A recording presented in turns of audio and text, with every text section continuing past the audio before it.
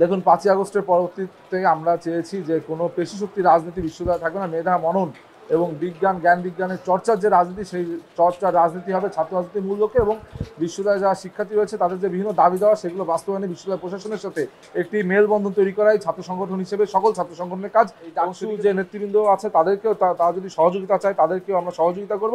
একইভাবে আমাদের ছাত্র সংগঠনের ব্যানারে আমাদের যে ইশতেহারগুলো যে দাবি দেওয়াগুলো এগুলো বিশ্ববিদ্যালয় প্রশাসনের মাধ্যমে বাস্তবায়নের চেষ্টা চলমান থাকবে। বিভিন্ন হলের ক্যান্টিনগুলোতে যারা নির্বাচিত প্রার্থী তারা এক ধরনের কিন্তু বিভিন্ন ধরনের জরিমানা করছে, কিন্তু এই জরিমানাটা করা উচিত হচ্ছে না।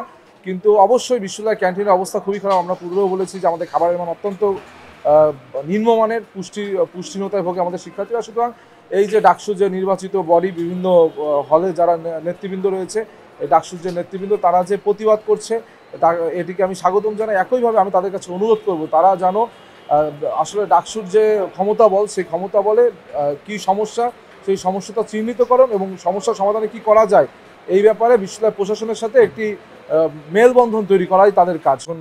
নির্বাচন পরবর্তী সময়ে ডাকসু তাদের প্রথম সভা সম্পাদন করেছে, কিন্তু প্রথম সভা সম্পাদন করলেও ইতিমধ্যে বিভিন্ন প্রার্থী কিন্তু বারংবার বিভিন্ন আবেদন দিচ্ছে, সেটা হোক ম্যানুয়ালি রিকাউন্টিং, সেটা হোক আপনার সিসিটিভি ফুটেজ সংগ্রহের জন্য।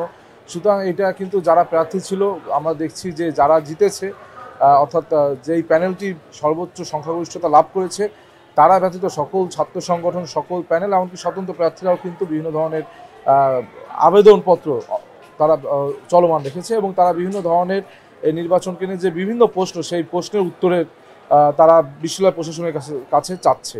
আরেকটি বিষয় হলো প্রথম সভা হয়েছে এবং তার পরবর্তীতে আমরা দেখলাম যে, সুতরাং আমি তাদেরকে অনুরোধ করবো যে আপনারা আপনাদের যে বিভিন্ন দাবি দেওয়া বিভিন্ন সমস্যাকে চিহ্নিত করে সেই সমস্যার সমাধানে বিশ্ববিদ্যালয় প্রশাসনের কাছে সেই দাবি দেওয়া তুলে ধরবেন, এবং বিশ্ববিদ্যালয় প্রশাসন যেন সেই দাবি দেওয়া বাস্তবায়ন করে সেই জন্য আপনারা জোরদার ভূমিকা পালন করবেন। একটি নির্বাচন অনুষ্ঠিত হয়েছে ৫ই আগস্টের পরবর্তী সময়ে সারা বাংলাদেশের সহ ঢাকা বিশ্ববিদ্যালয়ের শিক্ষার্থীদের একটি প্রাণের দাবি ছিল একটি নির্বাচন।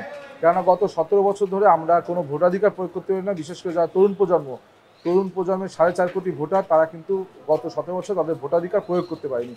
সুতরাং এই যে ৫ই আগস্টের পরবর্তীতে বাংলাদেশ যখন একটি গণতান্ত্রিক পথে অগ্রযাত্রা শুরু করেছে সেই অগ্রযাত্রার প্রথম ধাপ কিন্তু ছিল এই ডাকসু নির্বাচন। সুতরাং এই ডাকসু নির্বাচনকে নিয়ে ৫ই আগস্টের পরবর্তীতেও বিভিন্ন প্রশ্ন উঠছে, যেটা অত্যন্ত মানে আমরা এটা আমাদের কেউ কিন্তু আমরা এই ধরনের যে প্রশ্নবিদ্ধ একটি ডাকসু হবে কেউ আশা করিনি, বা প্রশ্ন উঠবে এটাও আমরা আশা করিনি। সুতরাং আমি চেয়েছি যে প্রশ্ন যারা তুলছে প্রশ্ন তো উঠবেই, কিন্তু এই বিষয়ে কিন্তু যারা প্রার্থী নির্বাচিত হয়েছে তারা কিন্তু এর দায়ভার গ্রহণ করবে না, এর দায়ভারটি গ্রহণ করবে বিশ্ববিদ্যালয় প্রশাসন। তারা তাদের কাছ থেকে এই জবাবদিহিতা তাদের যে বিভিন্ন প্রার্থীর যে প্রশ্ন সেগুলোর সমাধান কিন্তু বিশ্ববিদ্যালয় প্রশাসনের দেওয়া উচিত। কোনো প্রার্থী কিন্তু এই প্রশ্নের সমাধান দিতে পারবে না। এই জন্য আমি চাই যে যারা নির্বাচিত হয়েছে তারা যেন এই ১ বছর মাত্র সময় তারা যেন তাদের কাজটি চালিয়ে যেতে পারে, তাদের কাজটি চলমান থাকে। এই জন্য আমি বলেছি যে শিক্ষার্থীদের রায় যদি এটি হয়ে থাকে, অর্থাৎ শিক্ষার্থীরা যদি মনে করে তাদের রায় এই যে আপনার যারা জিতেছে তারাই তাদের রায়ে জিতেছে, সুতরাং আমি এই রায়কে সমর্থন জানাবো। কিন্তু শিক্ষার্থীরা যদি প্রতিক্রিয়া জানায়, আমি বলেছি শিক্ষার্থীদের প্রতিক্রিয়ার জন্য আমি এখনো অপেক্ষমান, এবং ইতিমধ্যে আমরা দেখছি বিভিন্ন প্রার্থী বিভিন্ন শিক্ষার্থী কিন্তু বিভিন্ন প্রতিক্রিয়া দেখাচ্ছে।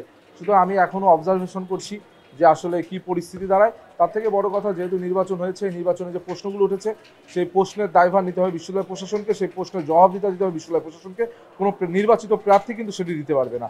এই জন্য আমি চেয়েছি নির্বাচিত যারা প্রার্থী হয়েছে যারা নির্বাচিত প্রতিনিধি হয়েছে তারা তাদের কাজ চলমান রাখুক, কিন্তু বিশ্ববিদ্যালয় প্রশাসন যে এই যে এক ধরনের প্রশ্ন উত্তর দিচ্ছে না, যারা বিভিন্ন অভিযোগ দিচ্ছে, সুতরাং বিশ্ববিদ্যালয় প্রশাসন যদি তাদের এই প্রশ্নগুলোর সমাধান সঠিকভাবে না দেয়, পরিষ্কার না করে ইতিহাসের কাঠগড়ায় তাদেরকেও দাঁড়াতে হবে। এখন যিনি জিএস হয়েছেন তার কাজ হচ্ছে এই ডাকসু বডিকে পরিচালনা করা। এখানে সে ইচ্ছে করলেই কোনো ধরনের একক ক্ষমতা বলে কোনো সিদ্ধান্ত গ্রহণ করতে পারবে না। এখানে যারা পূর্ণাঙ্গ প্যানেল রয়েছে, আমি শুধু ব্যক্তিগতভাবে জিএসকে পূর্ণাঙ্গ প্যানেলকে সহযোগিতার যে মানসিকতা সেটিকে ধারণ করি, এবং এর থেকে বড় কথা আমার যে ইশতেহারগুলো আমরা প্রকাশ করেছিলাম আমাদের প্যানেলের পক্ষ থেকে, আমাদের একটি ছাত্র সংগঠন রয়েছে আপনারা জানেন, সেই ছাত্র সংগঠনের পক্ষ থেকে আমরা বিশ্ববিদ্যালয় প্রশাসনের পাশে আছি। যারা নির্বাচনে অংশগ্রহণ করেছে প্রার্থী তাদের মনে সংশয় থাকলে সেই সংশয় পরিষ্কার করার দায়বদ্ধতা কিন্তু বিশ্ববিদ্যালয় প্রশাসনের। সুতরাং একজন প্রার্থী তিনি ম্যানুয়ালি রিকাউন্ট চেয়েছে, বিশ্ববিদ্যালয় প্রশাসন এখানে বাধ্য তার ওই ম্যানুয়ালি রিকাউন্ট করে তাকে তার যে সংশয় সেই সংশয় পরিষ্কার করে দেওয়ার জন্য। কিন্তু আপনার বিশ্ববিদ্যালয় প্রশাসন যদি এখানে বিভিন্ন ফাঁক ফোকর খোঁজে, বিভিন্নভাবে